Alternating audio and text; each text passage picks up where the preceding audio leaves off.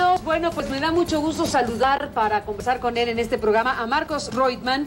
Marcos Reutemann es un sociólogo, analista, colaborador en México del periódico La Jornada, por supuesto del Clarín de Chile, y es uno de los intelectuales, uno de los hombres más reconocidos en América Latina para el entendimiento de América Latina, entre otras cosas. Después de tantos años, en estos días la justicia chilena anuncia que que se inicia el proceso judicial sobre lo sucedido con Salvador Allende.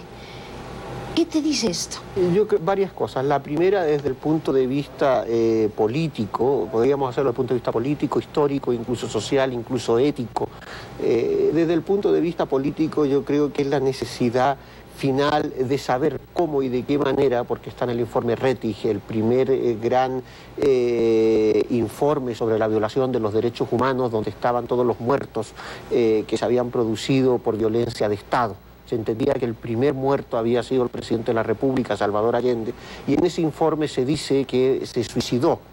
Bien, es evidente que a partir de ahí no hubo ningún otro intento sobre ver si realmente había sido un suicidio, y eso generó dentro de la sociedad chilena ese famoso mito en el cual el suicidio aparece como un acto de vergüenza, mientras que el combate frente a un enemigo o las Fuerzas Armadas que están atentando contra el orden constitucional aparece fundamentalmente como la necesidad de esa muerte digna. Yo creo que está esa parte detrás. Y después la necesidad de aclarar también en términos forenses cuál fue la realidad, porque hay varias versiones.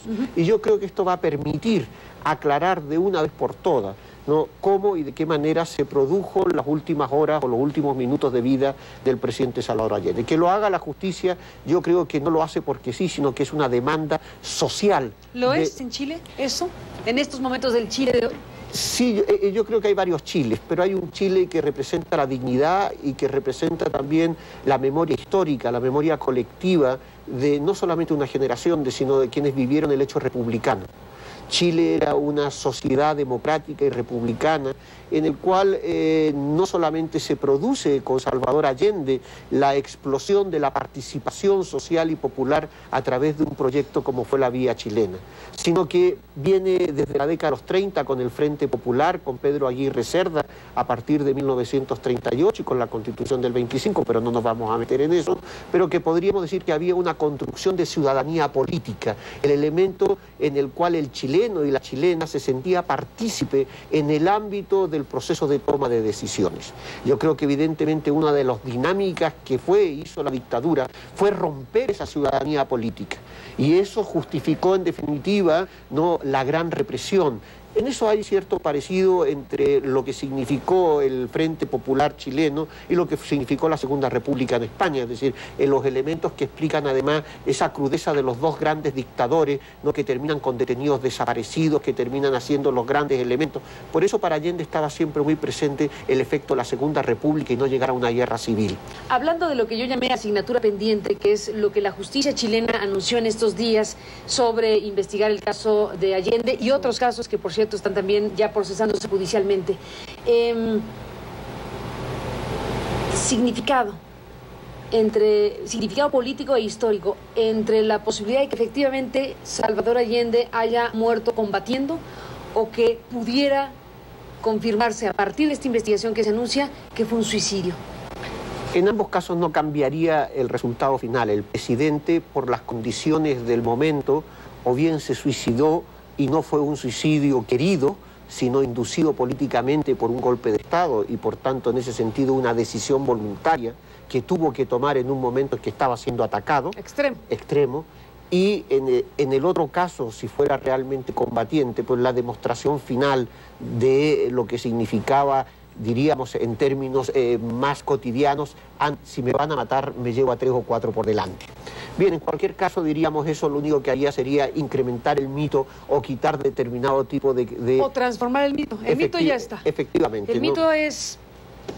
No, es evidente. Está construido. Sí, además él lo dijo en el Estadio Nacional, en la despedida de el viaje de Fidel Castro: a mí si me sacan en pijama de madera.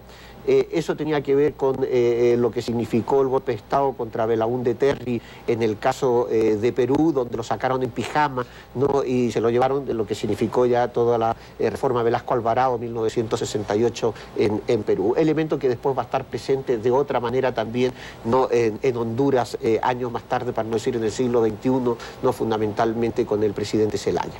¿Qué significa la llegada de Sebastián Piñera a la presidencia de Chile? La clausura de la transición. ¿La clausura? De la transición. ¿En positivo lo dices? En términos de su propio proyecto, o sea, lo que se llama la alternancia en el poder.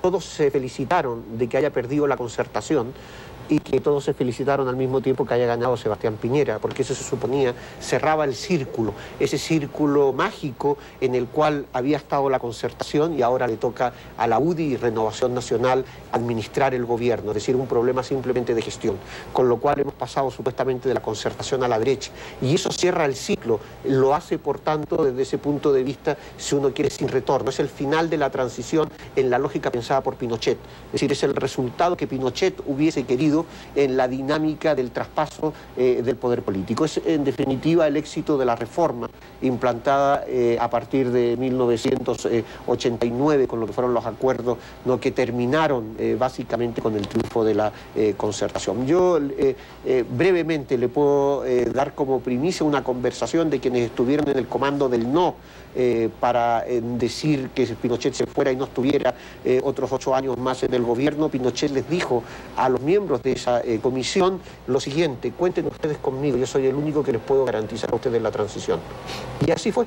Y evidentemente ese acuerdo significó que Pinochet no fuese juzgado en Chile, que a Pinochet lo defendieran en Chile y al mismo tiempo gente de la propia concertación encontrara que era negativo para lo que significaba la transición, la detención de Pinochet en Londres, cuando realmente Chile hubiese tenido en ese momento la posibilidad de construir una verdadera transición, la ruptura con el orden dictatorial y la articulación de un proyecto democrático. Para un pensador como tú, ¿cuáles son los temas? ¿Cuál es el tema de preocupación, de reflexión y de inquietud en estos momentos para Marcos Roitman?